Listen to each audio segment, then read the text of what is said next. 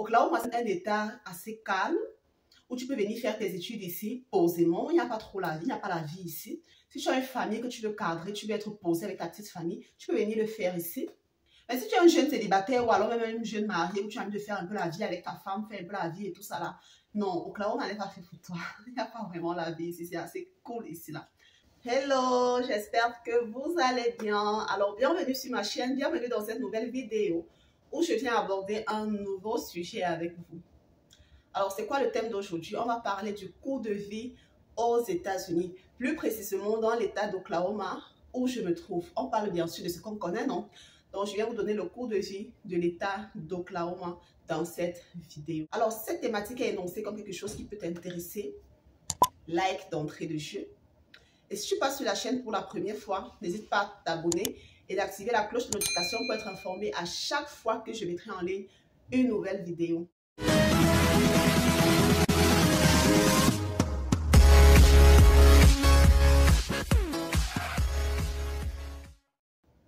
Je m'appelle Aurel, je vis aux États-Unis. Ici, on parle de téléloterie, de la vie aux États-Unis et de ma vie proprement dite aux États-Unis. Je suis venue ici via la téléloterie avec ma famille. Et sur cette chaîne, je partage mon expérience concernant la téléloterie. Alors, on va partir sur la base d'un couple avec 2 enfants. Et de temps en temps, essayer de donner aussi les prix approximatifs d'une personne célibataire. Donc, commençons par le nerf de la guerre, le loyer. Dans l'état d'Oklahoma, le loyer d'un appartement avec 2 chambres, vous pouvez le trouver entre 900 et 1500 $ le mois. Vous pouvez trouver des appartements de 900 $ dans des endroits un peu reculés ou alors même pas forcément reculés, mais que la maison n'est pas vraiment, genre quand même avec du bon goût quoi. Mais sinon, c'est bien vu que les États-Unis ont leur façon de construire les logements qui sont assez jolis. Juste que bon, si tu prends un appartement de 800 $ ou de 900 $, ça ne sera pas pareil comme un appartement de 1200 $, 1500 $. Donc voilà. Et pour quelqu'un qui vit par exemple seul, il peut se trouver un studio dans les 500 $, 600 $. Donc une chambre, une douche, petit salon, petite cuisine, genre vraiment petit studio. Dans les 500, 600 $, tu cherches même bien, tu peux trouver un peu moins possible. Donc voilà. Et comme tu peux aussi trouver plus si tu veux quelque chose encore plus high. Donc voilà à peu près pour le loyer. Aussi, il faut savoir que lorsque vous voulez louer un appartement aux États-Unis, on paye, le loyer se paye ici chaque mois.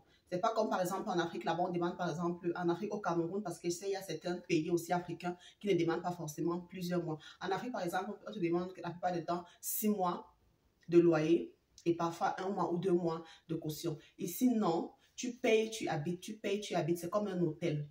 Donc voilà, tu payes, comme ça tu habites. Et lorsque tu entres, il y a ce qu'on appelle déposit. Certains appartements, certains sites, certains camps vont te demander ton loyer plus 2 mois de déposit. Donc, le déposit va faire ton loyer fois peut-être 2. Certains appartements, certains sites vont te demander juste le loyer et peut-être 300 $ de déposit. Ça dépend. Donc, pour aller louer l'appartement, il faut quand même être préparé dans les poches au cas où on te demande ton loyer plus 1 mois de déposit. Donc, 1 mois de ton loyer. Si par exemple le loyer c'est 1000 $, on va te demander de déposer 1000 $ de déposit. Ça, c'est comme un argent gardé. Au cas où quand tu sors de la maison, les choses sont gâtées. On va défalquer ce qu'il faut défalquer et on va te remettre le reste. Et si tu n'as rien gâté dans la maison, on va tout simplement inspecter la maison après ton départ. Et si tout est OK, on te renvoie ton argent dans ton compte tout simplement. Donc, c'est comme ça. Ici, on ne mange pas l'argent des gens pour rien. Ils sont assez corrects, assez droits. Si tu gardes bien la maison sans endommager quelque chose, on va te rembourser tout ton argent. Et si jamais tu as eu à faire quelque chose, on va réparer ces choses-là et te rembourser le reste. Et si même tu vis dans la maison, tu ne gâtes même plus que le déposit que tu as fait. Le moment venu, on va t'envoyer une note pour dire que tu dois encore payer tel montant. Donc voilà, quand vous vivez dans la maison des gens ici aux États-Unis, faites tout pour garder les choses comme telles quelles. Le deuxième point qu'on va aborder, c'est l'électricité. Maintenant, combien est-ce que je peux payer l'électricité par mois? Tu peux payer l'électricité, ça dépend entre... Nous sommes partis sur la base d'un couple avec 2 enfants, entre 100 $ et 150 $ le mois. Vraiment, si tu en consommes tellement, tu peux aller au-delà de 150 $ le mois. Mais pour quelqu'un qui fait les économies, on vient d'arriver, on fait les économies. Et même si tu ne viens pas d'arriver, tu dois faire les économies et pour émerger, gars. Donc, tu vas faire l'effort de consommer ta consommation sera entre 100 et 150 $ le mois. Donc, du coup, vous ne pouvez rien faire sans électricité. Du coup, ça devient un peu cher. Si vous utilisez même vraiment beaucoup, ça sera même aussi élevé. Ça va aller même à plus de 200 $. Now, parlons d'Internet. Ici, tu ne peux pas vivre sans Internet. Tu ne peux pas vivre sans Internet. C'est vrai, il y a la télé dans les maisons, mais la plupart du temps, mais la télé, c'est mal pour décorer la maison parce que tu ne vois même pas ça tant que ça. Donc, la télé est là. Et ce sont les chaînes, la plupart du temps, américaines qui donnent. Donc, ça ne t'intéresse pas tant que ça. C'est clair, tu peux avoir les chaînes africaines et de tout le monde entier. Hein, tu peux avoir, mais tu n'as même pas assez de temps pour voir la télé. Du coup, tu travailles plus avec Internet. Donc, Internet va te coûter entre 50 à 100 $ le mois si tu utilises également correctement. Donc, tu peux utiliser Internet, tu payes dans les 60 $, 70 $, dans tous les cas, entre 50 et 100 $ le mois pour un couple avec 2 enfants. Donc, voilà, vu que les enfants n'utilisent même pas Internet. Si vous avez des enfants un peu grands, les enfants n'utilisent pas Internet, ils utilisent, hein, dès le bas âge, à l'école, ils utilisent, mais je vais dire, ils n'utilisent pas Internet comme des adultes, genre constamment, fréquemment, beaucoup, non. Donc, si vous avez les grands enfants à l'école, genre, qui ont déjà 15 ans, ils vont utiliser également beaucoup Internet, la facture peut grimper un peu. Il y a également la facture du téléphone. La facture du téléphone, tu ne peux pas, ici là, comme je vous disais dans une ancienne précédente vidéo, on paye le téléphone ici. Le téléphone que tu utilises chaque mois là, tu payes ça. Donc, comment tu payes ça? Tu as une connexion qu'on te met dans le téléphone chaque temps. Donc, quand tu payes ton téléphone, par exemple, c'est une société qui te fournit la connexion pour que tu puisses être connecté, pour que tu puisses appeler, envoyer des messages, utiliser pour le GPS. Du moins, le téléphone est plus utilisable pour faire des Google, pour faire des recherches sur Google, pour mettre du GPS. Et parce qu'ici, là, il faut savoir que presque tout le monde, du moins, c'est même pas évident de maîtriser les routes. Et ici, là, presque tout le monde, je vais même dire tout le monde, même les Américains eux-mêmes utilisent le GPS. Donc, pour te déplacer, tu es obligé d'avoir le GPS dans ton téléphone. Donc, le prix que tu payes pour le téléphone, là aussi, ça aide pour le GPS. Donc, tu mets le GPS sur ton téléphone, il va te conduire où tu vas. Et il y a tellement de routes ici là que quand tu te perds sur le GPS, directement, le GPS te montre directement une route sur la direction que tu as pris, que tu es en train de te perdre. Donc, tu ne peux pas te perdre aux États-Unis pendant que tu es en train de conduire. Le GPS va toujours trouver une solution pour toi. Si la route que tu prends est une route qui ne mène pas quelque part, il va te dire, allez tout droit et faites demi-tour. Donc, tu vas aller là où il faut faire demi-tour, tu fais demi-tour et tu te remets sur le chemin qui va vers là où tu es en train de t'y rendre. Donc, c'est comme ça. Juste que les minutes peuvent augmenter. Juste que les minutes peuvent augmenter par rapport à la distance, à l'itinéraire normal que tu devais prendre. Donc, ici, on ne se perd pas. Donc, quand tu roules là, non, roule sans être triste. Hey, si maintenant le GPS me dit d'aller à droite, je pars plutôt à gauche. Sur la route de gauche, là, il va toujours te montrer comment tu vas faire pour arriver où tu es en train de partir. Donc, tout chemin ici, là, mène où tu vas. Donc, voilà. Donc, comme je disais tantôt, le téléphone aide pour le GPS. Ça aide pour les appels et les messages illimités. Donc, tu peux appeler pendant le mois comme tu veux. Mais sache que si après, le jour où tu devais payer, tu n'as pas encore payé, tu ne pourras plus faire passer des appels, tu ne pourras plus passer des messages, tu ne pourras plus avoir le GPS, bref, tout ce que je sais concernant le téléphone, tu ne pourras plus avoir ça. Donc, c'est un forfait également de chaque mois que tu dois payer. Ça monte à combien? Ça peut monter entre 30 et 40 $. Maintenant, si tu veux appeler à l'international avec ton numéro là, mais je vous conseille, si vous voulez appeler à l'international, faites des appels WhatsApp, vidéo, audio, ça dépend de vous. Évitez les appels directs là, avec votre téléphone ici aux États-Unis. Ça va vous coûter extrêmement cher. Extrêmement cher. Donc, comme je disais tantôt, vous utilisez WhatsApp illimité, SMS illimité, appel illimité, GPS, vous faites vos recherches sur Google. Voilà ce à quoi sert la connexion pour téléphone. Ça, ce n'est pas dans le Internet. Internet vient juste compléter si vous voulez si vous voulez voir les choses à YouTube, vous voulez voir les vidéos YouTube, vous voulez faire vos choses YouTube, vous voulez faire des grosses connexions, genre faire voir des films, des musiques. Maintenant, Internet sert à ça. Donc, comme je vous disais, vous ne pouvez pas vivre ici là sans Internet. Vous serez comme coupé un peu du monde. Sauf si vraiment les choses du monde entier ne vous intéressent pas vraiment. Les choses de YouTube, suivre la musique et tout ça, ne vous intéressent pas du tout. Facebook, Instagram, TikTok, tout ça ne vous intéresse pas du tout. Oui, vous pouvez juste être avec votre connexion téléphone. Mais ça va juste vous servir, comme je vous ai dit, GPS, appel, message, c'est tout. Ça sera comme quelqu'un qui a son Toronko et il vit dans une cabane où il ne sort jamais. Donc, il peut appeler, recevoir, c'est terminé. Donc, voilà un peu concernant le téléphone. Donc, il peut vous coûter entre 30, 40, 50 dollars. Vous pouvez aller même à plus si vous voulez faire des appels directs. Là, on va vous mettre un forfait avec lequel vous pouvez faire des appels directs. Mais on va vous préciser que les appels directs seront peut-être pour 30 minutes. Vous pouvez faire des appels directs depuis votre pays, depuis n'importe où, mais qui n'est pas dans les États-Unis, pour 30 minutes par là. Maintenant, dans les États-Unis, c'est appel illimité. Maintenant, parlons de carburant. Mais avant le carburant même, pour avoir le carburant, il faut avoir la voiture, bien sûr. Donc, parlons d'abord de voiture. Si tu viens d'arriver, par exemple, et tu as besoin d'une voiture, tu peux te prendre une voiture entre 2 000 et 5 000 dollars en cash. Ça sera une voiture vraiment d'occasion. Ça sera pas une voiture neuve, ça sera une voiture, soit une vieille voiture, un peu genre là. Par exemple, quand tu vas venir ici aux États-Unis, si tu n'as pas les moyens, tu vas d'abord conduire une bonne vieille voiture avant d'acheter la voiture qui te plaît, qui aime un peu, qui ressemble à quelque chose, avant d'avoir vraiment la voiture qui te plaît. Donc voilà. Donc tu peux trouver une voiture même à 1 500 dollars, hein. Une bonne vieille voiture là, mais qui te permet d'aller d'un point à l'autre, d'aller au travail et rentrer, de mettre tes enfants au travail et rentrer. Donc tu peux avoir une voiture de 1 500 dollars à 5 000 dollars. Une voiture de 5 000 dollars, ça sera quand même pas ça. Ça sera quand même là quoi. Donc voilà. Tu peux te chercher une voiture comme ça, que tu payes cash. Et ça devient ta voiture. Comme tu peux vouloir également une bonne voiture quand même, une voiture quand même déjà bien, tu peux avoir les dealers là, tu lui donnes 3 000 dollars et chaque mois, il te dit, vous vous arrangez comment tu vas payer pendant chaque mois. Donc, tu donnes 3 000 dollars comme ça, même 2 000 dollars, ça dépend de comment vous vous arrangez. Maintenant, tu prends une bonne voiture que tu utilises. Chaque mois, tu viens, tu déposes un montant. Chaque mois, tu déposes un montant. Tu peux gérer ta dette même pendant 2 ans, même pendant 3 ans. Mais il faut éviter ça, les gars. Il faut éviter les choses que tu vas gérer, rembourser les dettes pendant 2 ans, 3 ans, 4 ans, vraiment. Il faut éviter ça au maximum. Mieux vaut prendre ta bonne petite voiture vieille là, tu conduis. Dès que tu as un peu les moyens, même après 6 mois, tu t'achètes maintenant la voiture que tu veux. Et plus tard, maintenant, la voiture même de tes rêves.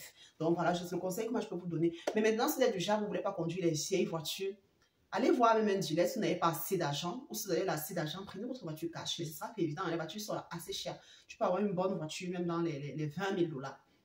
Yeah. Donc, tu peux aller voir un dealer, tu dis par exemple, je veux une voiture peut-être de 15 000 dollars, tu avances peut-être 3 000 dollars et tu payes un peu pendant chaque mois, jusqu'à ce que ta dette finisse. Tu peux rester dans la dette là pendant 3 ans, comme je disais. Donc, ça dépend de vous. Voilà concernant les voitures. Maintenant, concernant le carburant, et je vous conseille, lorsque vous voulez acheter une voiture, quand vous venez d'arriver ici, faites l'effort d'acheter une voiture qui n'a pas un gros moteur, qui ne consomme pas beaucoup. Parce que plus le moteur est grand, plus vous allez aussi consommer. Chez vous, ça ne prend pas ça. Donc, vous faites l'effort de juger et de voir quelle est la voiture qui peut me faire consommer le moins possible. Donc, la marge, peut-être, vous pouvez consommer entre 85 et 150 dollars le mois. Donc, vous pouvez être à l'intérieur. Si votre moteur est un peu grand, vous pouvez aller maintenant les 200 dollars, 250 dollars. Ça dépend de chaque voiture. Mais la marge pour une voiture moyenne qui ne consomme pas beaucoup, vous êtes entre 80 et 150 dollars le mois. Donc, voilà concernant la consommation du carburant. Et ici, aux États-Unis, le carburant n'est pas cher. Principalement ici, là, à Oklahoma, le carburant n'est pas cher. Tu peux faire le plein de ta voiture avec 35 dollars, 40 dollars, 45 dollars, le plein de ta voiture. Ça peut t'amener au travail, aller-retour pendant une semaine, voire même plus. Et si tu viens encore, si tu travailles même très proche de ta maison, tu peux utiliser ça pendant même une semaine et demie. Même 2 semaines, pourquoi pas. Si tu vis peut-être à 10 minutes de ton travail, tu peux utiliser ton plein de carburant même pendant 2 semaines et que tu ne fais pas les sorties, aller-retour, genre c'est juste travail, supermarché. Et c'est la routine ici, c'est travail, supermarché, travail, supermarché. Quand on t'invite, c'est là que tu enjoy un peu, que tu sors. Donc c'est la routine ici, là. La vie de stress. Comme vous voulez même tous venir ici aux États-Unis, il faut savoir qu'ici, là, c'est le stress. Il n'y a plus le joker. Quand on joker au pays, là, sortir, aller chez la mère, chez le père, aller voir les amis. Il n'y a pas ça ici, là. Tout le monde ici, là, est occupé. Tout le monde ici est occupé. Donc, chacun est chez lui. Maison, boulot, supermarché, maison. Maison, boulot, supermarché, maison. Si tu as quelqu'un qui va à l'église le dimanche, un peu église. Donc, voilà la vie ici aux États-Unis. Donc, carburant, nous sommes entre 80 et 150 dollars. J'espère que vous notez pour faire les récapitulatifs après. Qui dit voiture et carburant dit assurance voiture, n'est-ce pas? À combien est-ce que tu peux assurer ta voiture ici aux États-Unis? Il faut savoir que l'assurance dépend de tout un chacun. Tu peux vouloir que ta voiture soit assurée complètement. Tu peux vouloir que ta voiture soit assurée partiellement. Il y a plusieurs types d'assurance. Le moment venu, quand vous allez vouloir vous assurer, vous allez causer avec ces gens-là et ils vont vous dire exactement comment les assurances se payent, en fonction de quoi est-ce que, donc, quelle est la base pour que ton assurance soit moins chère ou élevée ou moyen. Donc, ils vont vous expliquer ça là-bas clairement. Sinon, allons sur la base que tu es quelqu'un qui va jamais faire des accidents, tu ne vas pas faire des accidents. Ou alors, si tu fais un accident, on répare la voiture de la personne qui est endommagée et ta part, toi-même, tu gères. Tu peux payer ce genre d'assurance même 40 $ à 60 $ le mois. Ça dépend des compagnies d'assurance. Donc, voilà. Donc, avec quelqu'un qui... Si tu payes, par exemple, disons 50 $ ou 60 $ le mois pour l'assurance, ça, c'est une assurance qui ne couvre pas tout. Ça couvre uniquement, genre, si tu fais un accident, l'assurance couvre la personne à qui tu as créé le dommage. Donc, voilà. Toi-même, tu te gères. Par contre, il y a d'autres là que... Si tu payes ce genre d'assurance-là qui est un peu plus cher, ça peut aller dans les 100, 150 $ le mois. Je ne sais pas trop vraiment. Pas que vous avez des choses que je ne connais pas. Mais c'est un peu plus cher. On t'assure, on arrange le dommage qu'il y a sur ta voiture. Et on arrange également le dommage qu'il y a sur la voiture de l'autre. Donc voilà un peu comment ça se passe. Et il y a d'autres qui sont assurés complètement à 100%. Du genre, si ta voiture reste là comme ça, là, il y a... peut-être les glaces qui tombent ou quelque chose, un arbre qui tombe, ça casse ta voiture. On t'achète complètement une nouvelle voiture. Si tes roues ont un problème, tu viens, ça a eu un souci, on te remplace ça complètement. Mais il faut aussi être prêt à payer le prix chaque mois. Tu peux payer ça comme ça chaque mois pendant même 10 ans, tu n'as jamais de dommages. Mais en même temps, c'est l'assurance. On ne souhaite pas que sa voiture ait ce genre de choses, non. Mais c'est une assurance garantie. Donc, si vous pouvez, faites l'effort de payer quand même l'assurance qui vous couvre vous et la personne qui est en face de vous. Mais pour un début, si vous n'avez pas, parce que vous pouvez commencer petit et plus tard essayer de changer l'assurance pour avoir plus grand. Et sachez également que lorsque vous êtes en couple, si tu conduis, madame également conduit, si tu t'assures, tu l'assures, le prix n'est pas pareil comme si tu t'assurais toi-même, toi seul. Donc lorsque tu t'assures, par exemple, disons 50 $, ça c'est ton assurance à toi. Si maintenant tu veux ajouter madame à ton assurance, tu vas augmenter un peu de dollars, peut-être même 20 ou 25 $ pour que ça vous assure vous tous. Parce qu'il faut savoir que lorsque c'est toi qui es au volant, tu cognes par exemple quelqu'un, oui, l'assurance va gérer. Mais si c'est par exemple ton épouse qui n'est pas assurée, qui ne figure pas dans l'assurance de ta voiture, si elle cogne quelqu'un, l'assurance ne va pas gérer. Ce n'est pas toi qui es au volant. Donc, ça dépend. Lorsque vous assurez, faites l'effort d'ajouter votre épouse si elle conduit déjà ou alors votre époux et vice-versa. Donc, voilà concernant l'assurance des voitures. Maintenant, parlons d'eau. Comment se paye l'eau ici? Normalement, même l'eau est gratuite. Mais il y a certains camps là où on loue les appartements, où les studios et tout ça là, qui demandent quelques dollars pour l'eau chaque fin du mois. La plupart du temps, ils incluent même ça dans le loyer. Donc, ils peuvent te dire que chaque mois, tu vas par exemple payer 30 $ pour l'eau ou alors 40 $ pour l'eau ou 50, vraiment ça dépend. Mais ce n'est pas souvent grand chose, ça ne dépasse pas souvent 50 $, c'est souvent entre 20 et 50 $ le mois. Et comme il y a d'autres appartements qui ne demandent rien du tout, qui ne demande rien du tout, tu viens simplement, tu habites et tu consommes l'eau. Donc, voilà concernant l'eau. Maintenant, rentrons dans un autre point qui est aussi crucial. Bien sûr, la nourriture, c'est la vie, donc il faut manger pour avoir de la force au travail. Donc, parlons de nourriture. Concernant donc la nourriture, comme je vous disais dans certaines vidéos, il y a des endroits où on partage la nourriture. Donc, si tu veux vraiment faire les économies, lorsque tu viens d'arriver là, parce qu'il faut savoir qu'à un moment donné, là où on partage les nourritures et tout ça, ça va même plus t'intéresser. Tu vas même plus vouloir partir prendre la nourriture là-bas. Mais pour les débuts, c'est chaud, gars. C'est chaud, non? Donc, tu veux forcément économiser le maximum possible d'argent pour te réaliser. Donc, tu peux aller prendre des nourritures à X endroit, à Y endroit. Tu pourras même peut-être avoir la carte du SNAP, du Food Stamp. Tu pourras avoir cette carte-là.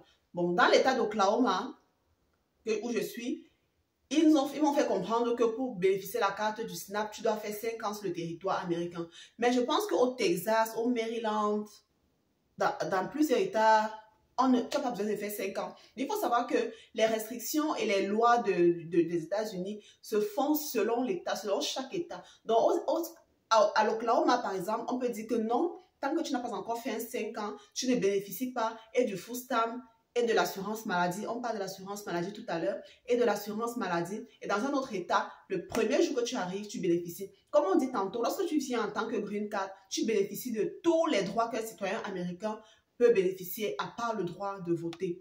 Donc, je ne sais pas pourquoi ça se passe même comme ça ici, mais sinon, dans d'autres États, tu bénéficies de cela sans aucun souci. J'ai fait des recherches, j'ai demandé aux gens qui vivent dans ces états-là. Ils m'ont dit non, ici, on donne automatiquement.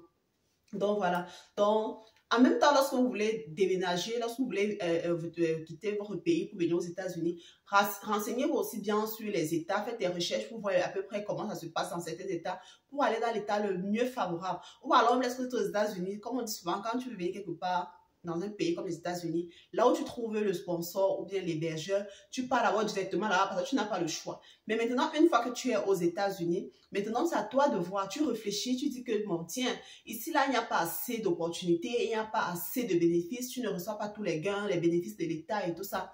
Tu dis, je m'ouvre de cet État, tu pars ailleurs.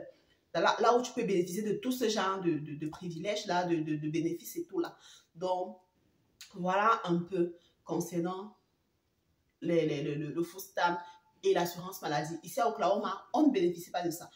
Certains gens avant bénéficiaient de cela parce que j'ai les gens ici, les amis ici là, qui ont eu à bénéficier de cela. Donc j'ai l'impression que c'est une nouvelle règle.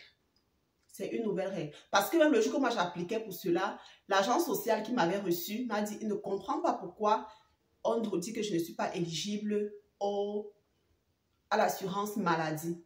Il m'a dit, c'est un peu étonnant, laisse-moi investiguer là-dessus. Bon, juste qu'après, j'ai essayé encore d'aller là-bas 2 ou 3 fois, je ne le trouvais même plus. Et puis les autres me disaient toujours que non, je n'ai pas éligible.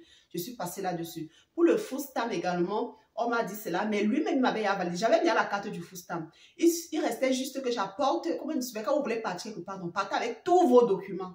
Tous vos documents. Si je partais ce jour-là avec mes documents de salaire, combien je gagne, combien mon mari gagne, on calculait et ça rentrait dans le montant qu'on peut nous donner. Parce qu'il faut savoir que, je pense que je vous ai fait une vidéo là-dessus, lorsque on additionne le montant, le montant de ton salaire et le salaire de ton mari, bref, tous ceux-là qui gagnent de l'argent, qui ont revenu dans la maison, ça dépasse le montant qui couvre une famille, par exemple, de 4.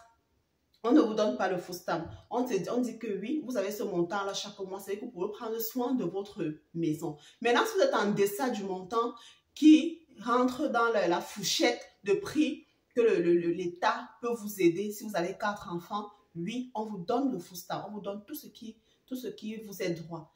Donc, voilà comment ça se passe. Mais bon, c'est clair même que même si je venais avec mes machines de paye là, ça ne devait pas passer, hein. Ça ne devait pas passer parce que le montant était un peu élevé par rapport au montant qu'on demande d'avoir pour une famille de 5. Parce que moi, je suis une famille de 5. Pour une famille de 5, le montant était un peu plus élevé. Donc, forcément, on devait même refuser. Mais le monsieur nous avait apporté, nous avait donné quand même la carte du food stamp.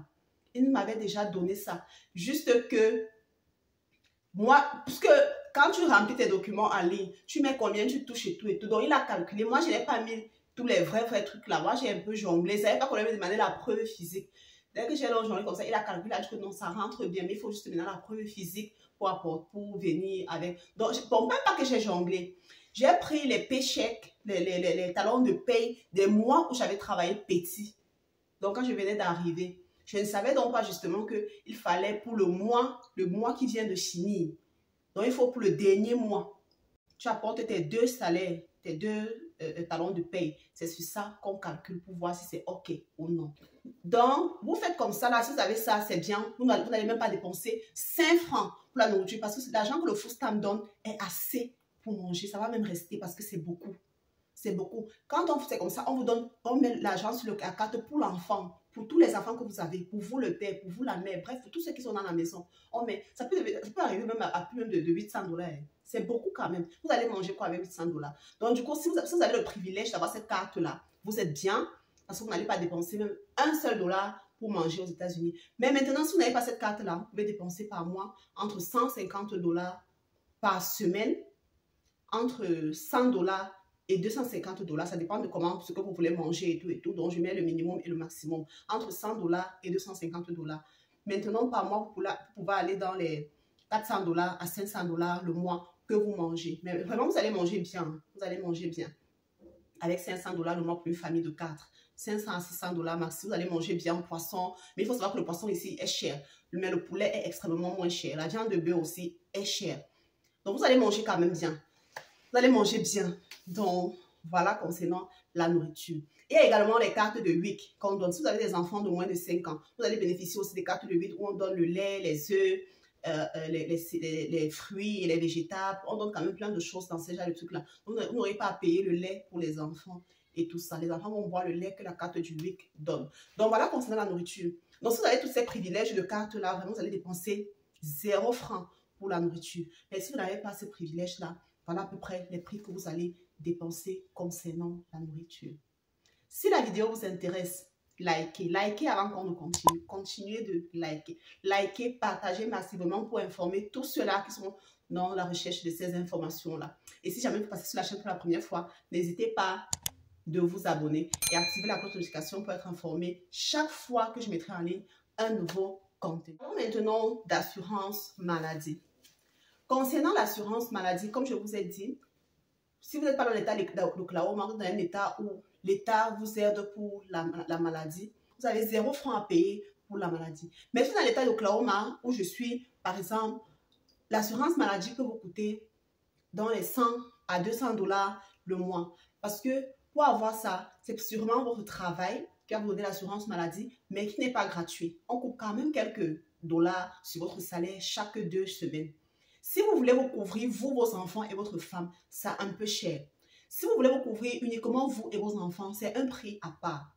Donc, ça dépend. Mais sinon, mettez entre 100 et 200 $ le mois pour vous couvrir. Nous sommes partis pour une famille de 4. Pour vous couvrir, vous et vos enfants et votre épouse maxi, mettez dans les 200 $. Maintenant, si vous êtes seul et vos enfants, vous pouvez peut-être vous couvrir seul, vous faire un peu d'économie. Parce qu'il faut savoir que dans le pays, ici, faites tout pour avoir l'assurance maladie. Même si vous allez payer combien, faites tout parce que la santé ici est extrêmement chère lorsque tu n'as pas d'assurance. Je suis allée pour faire consulter mes enfants. Par enfant, pour voir le pédiatre, par enfant, c'était 150 $.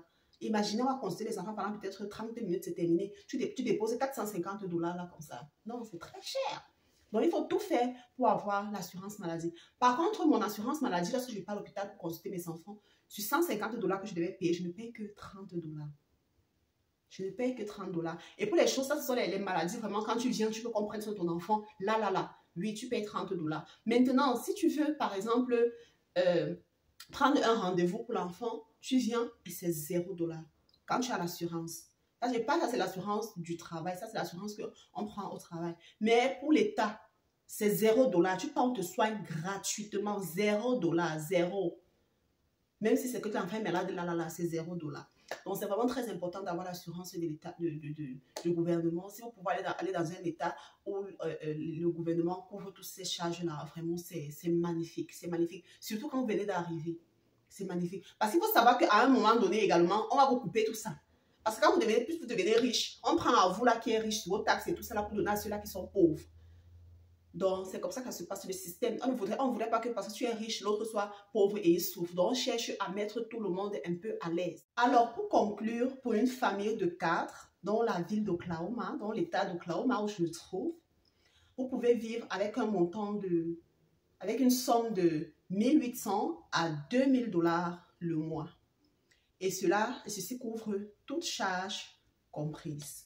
Donc voilà, je pense que j'arrive comme ça déjà au thème de la vidéo. Si elle vous a plu, n'hésitez pas de liker, de laisser un commentaire, de partager et surtout de t'abonner si tu passes sur la chaîne pour la première fois. Donc, je pense que j'ai tout listé. Si jamais j'ai oublié quelque chose, n'hésitez pas de me mettre ça en commentaire pour me rappeler ou à me poser la question que et telle chose c'est quoi, pour que si j'ai une idée par rapport à cela, je viens vous donner la réponse en commentaire ou alors via un petit short.